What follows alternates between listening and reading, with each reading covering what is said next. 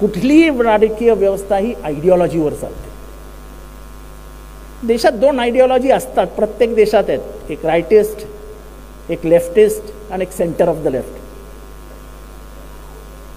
मला कळत नाही की सकाळी शाहू फुले आंबेडकरांच्या नावाने टाळ्या वाजवणारी लोक संध्याकाळी गोळवळकर आणि हेगडेवार यांचं नाव कसं काय घेऊ शकतात आणि परत सांगतात छे छे आम्ही तर शाहू फुले आंबेडकरांचीच माणसं. अहो पण मग तुम्ही त्यांच्यावर जाऊन कसे बसले? नाही, ते पॉलिसीचा भाग आहे. पॉलिसी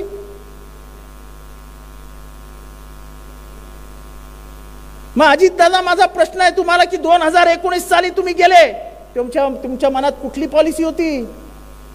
आणि आल्यानंतर परत उपमुख्यमंत्री झाले, ही कुठली पॉलिसी होती?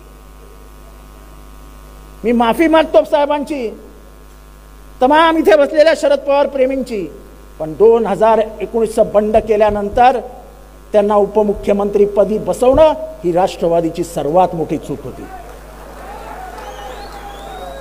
कारण once a traitor is always a traitor. एकदा माणूस गद्दार असेलच तर त्याच्या मनात ते कायम असतं.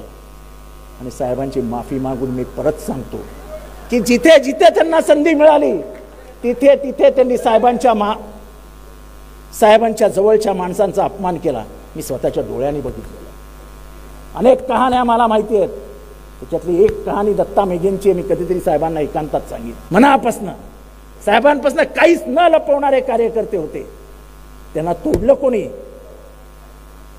हे सगळं केलं कोणी? त्याचं एकमेव कारण होतं शरद पवारांच्या नंतर हे सगळं करणारे अजित पवार. मी खुल्ला बोलतो. मला काय त्यांच्याकडनं कधी काही मिळालेलं नाही, मी त्यांच्याकडनं काही घेतलेलं नाही आणि ह्याच्या पुढे तर माझ्या त्यांच्याकडे काही घ्यायचं पण नाही. आपल्याला काय परत